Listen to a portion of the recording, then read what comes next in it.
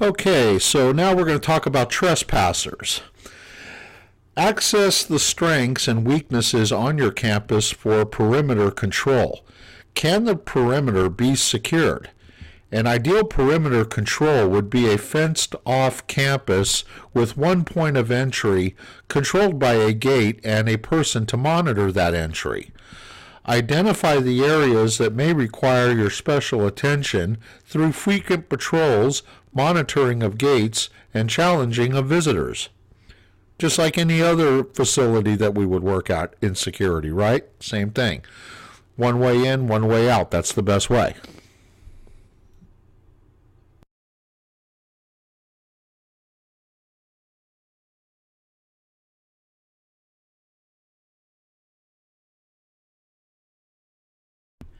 It is important that you identify high-risk areas.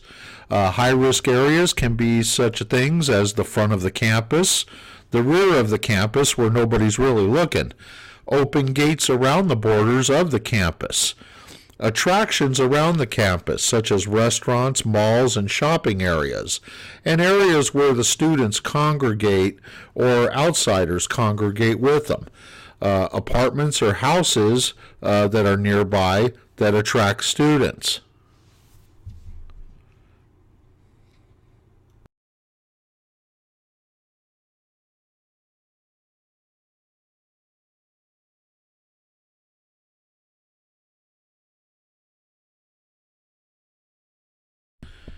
So just by taking a look at this picture, can this perimeter be secured?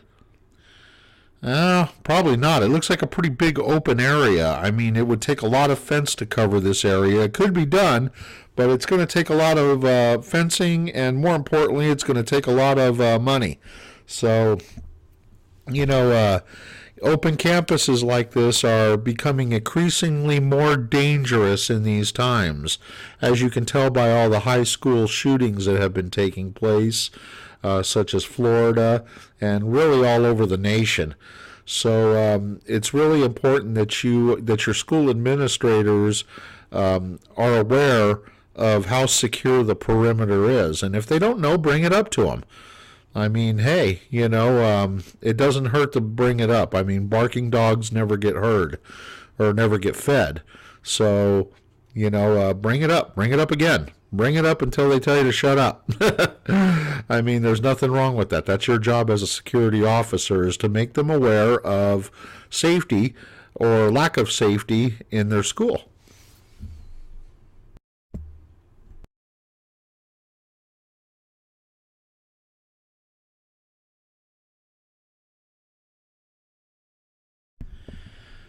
Now take a look at this school. This is Lincoln High School here in San Diego. And as you could tell, it's a pretty hardened target. You could tell by the fences. They've got adequate security there. And, I mean, this high school really used to be, wow, it used to be pretty bad until they renovated it back in earlier 2000s. I want to say around maybe, oh, wow, maybe around 2006, 7 or so, they renovated the high school and hardened the target, and this is what it looks like today. And the incidences have just dropped dramatically from that school.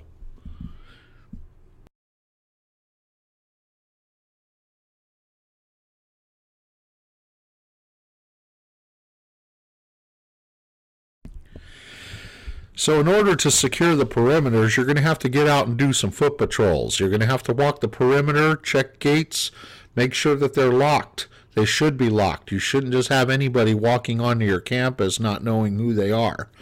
Um, Points of interest that you should watch out for are like baseball and football fields. Areas to the gymnasium area. Those are usually gates that are left open. They just kind of go, unchecked because they're so far out of the way of the normal campus. And it's important that you get out there and put some footwork in and secure those gates and make sure that they're being secured and notifying people if they are not.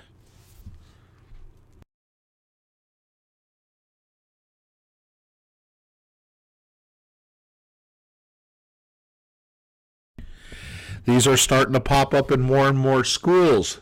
So this wasn't taken out of school, but it's basically a normal point of entry.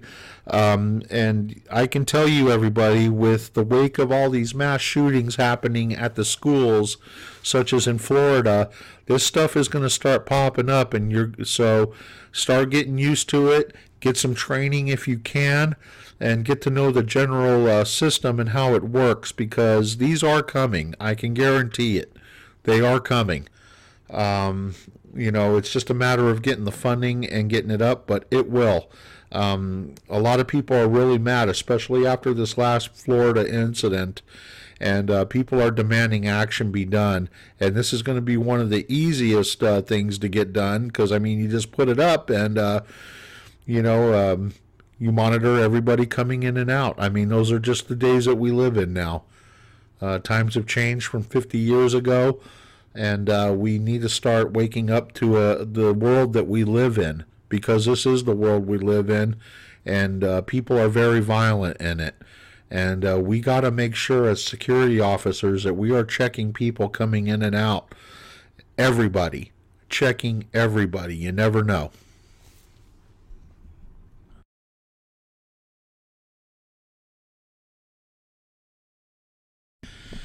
And of course, proper signage should be put up.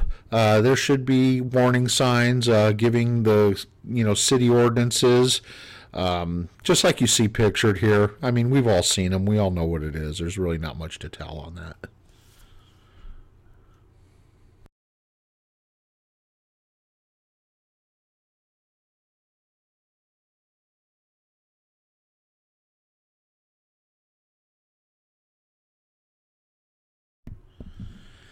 Some of the tactics that should be used when an outsider is observed is notify the site administrator of the outside presence.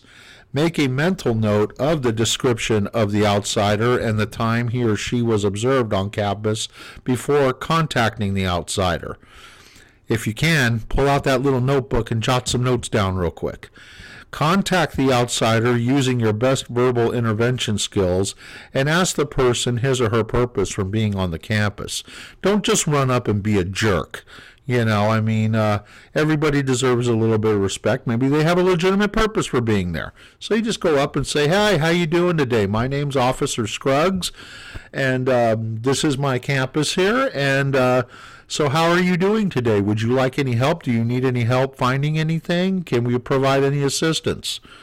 And that's really all you need to do to open up the dialogue. All outsiders should be challenged by campus security officers. That's pretty much what we do, right?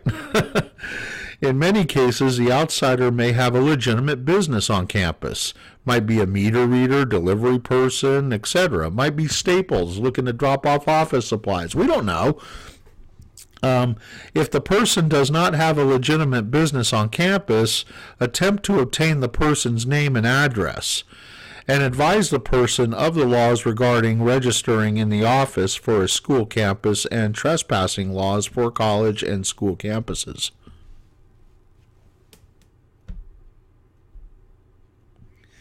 Inform the person that he or she must leave, and that if he or she does refuse and remains on campus, then they may be subject to arrest by the police. Give the person a copy of the appropriate laws, if possible.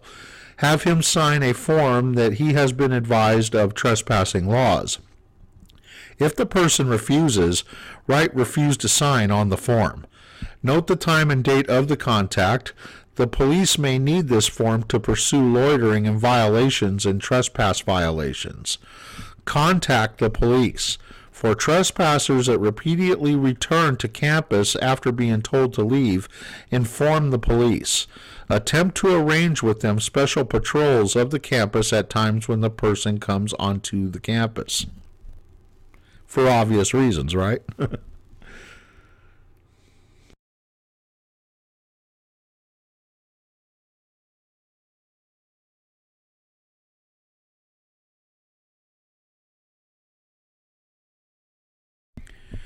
Documentation, documentation, documentation. That's everything. Boy, you've heard me hammer this home in all the courses that we have been through. It's important that you document all contacts. One tactic is to photograph the person, especially those that loiter across the street from the campus or flee before you can make contact. We all have cell phones. We all know what to do. We just pop it out and hit that camera button and it records. For those of people that don't have body cams, I mean, we the iPhone and things like that work just as well.